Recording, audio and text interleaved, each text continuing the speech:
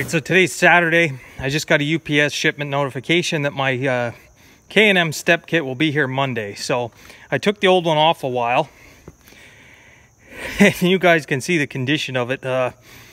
These, with this belly in here that they make, or how they made these steps, anything can sit in here. Water, rust, manure, dirt. They just accumulate so much stuff. And you can see I broke the bolts off on both of them, getting them off. Just looking at them, you never get these bolts out of here the way they're rusted in. You'd have to drill them out. So that's one issue. This staircase has definitely had some corrosion. The other issue is the bottom step here.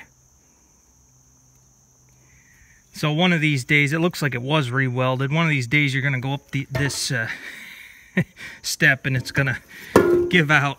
So yeah, I'll put this aside. I'll hang on to it. I don't know what I'm going to do with it. But like I say, if I ever need a step for something, you have one usable one here, or possibly two if you need a... let's say you have a...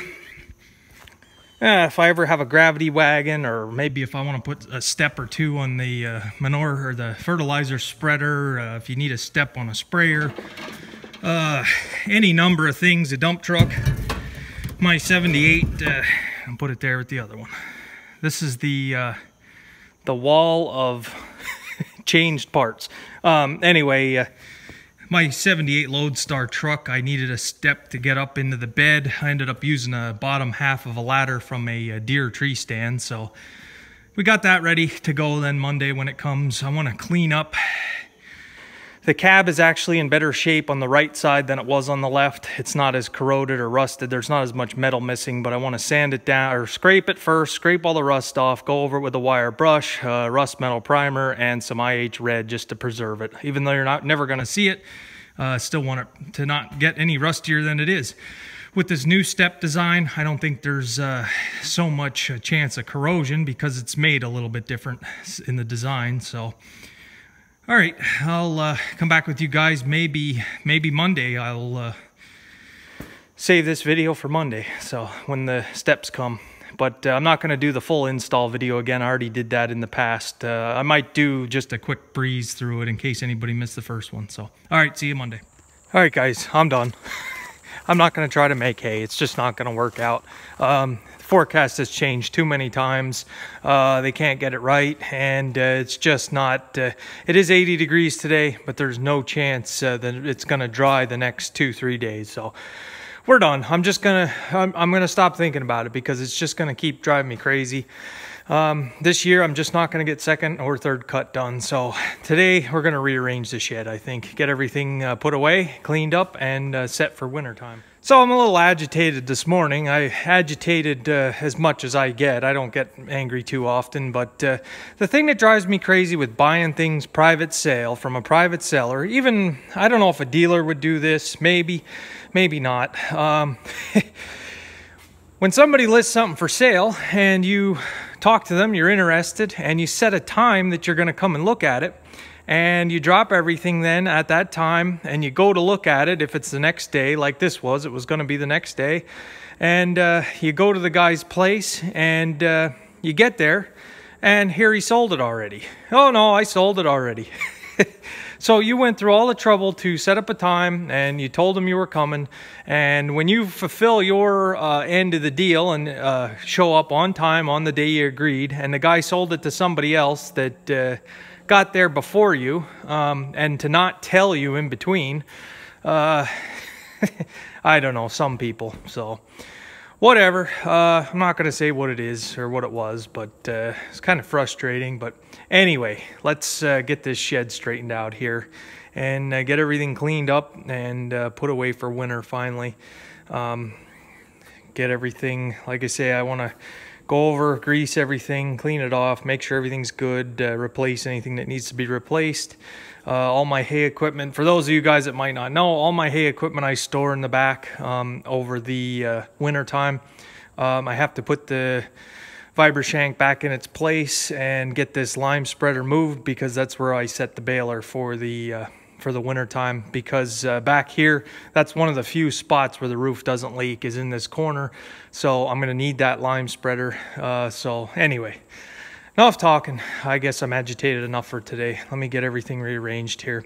And then the tractors usually end up along this wall, and the center alley stays open for my vehicles. So I guess I'm gonna just pull everything out of here. I think I did this last year. I did this last year on October 10th. So today is October 6th, 5th, 6th, and it is 80 degrees. Tomorrow is supposed to be high 70s, but Wednesday, it's like an 60% chance of rain. So there's just no point. And then there's a chance of rain tonight, so whatever. Just gonna let it go. Yeah, I could make it and make it wet and sell it to my neighbor. He did need some cheap bedding, but it's it's a lot of time and effort and fuel and wear and tear for just bedding price. So we'll let it go. I've got to get the field sprayed that I want to go into corn. I'm watching the forecast, looking for the first frost, and I want to hit it a couple days before the first frost, but I'm not seeing any days cool enough yet. So we'll have to keep the sprayer accessible, because we will be out with that again. So, all right, let me rearrange this. All right, we're moving stuff out of here. I want to get this little 3-point spot sprayer that I use winterized. It does still have some herbicide in it.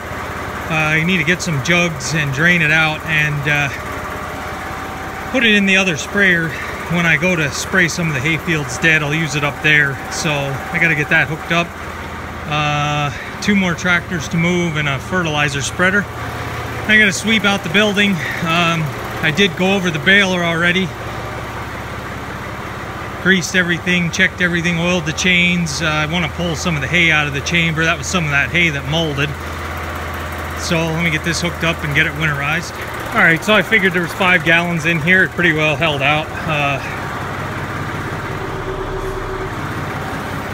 Just draining it off into these jugs. We're gonna mark the jugs, and then so I don't forget what they are.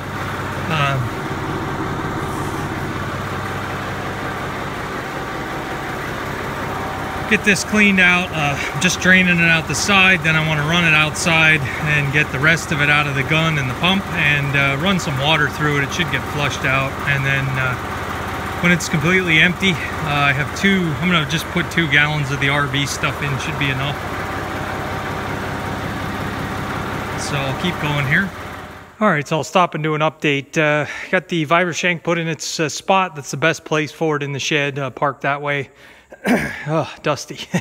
So now we want to put the baler in that corner there. Really have to get everything swept up in here. It's kind of a mess from all year. So once the baler's in place, then we will put the smaller stuff like the rake, the tedder, the hay bine, and then probably the fertilizer spreader. And then I have to figure out how I want to do it. Either way, I'm going to keep the tractors like I did last winter along this wall. So I just have to figure out the back, how to get the back arranged. So let's keep moving here.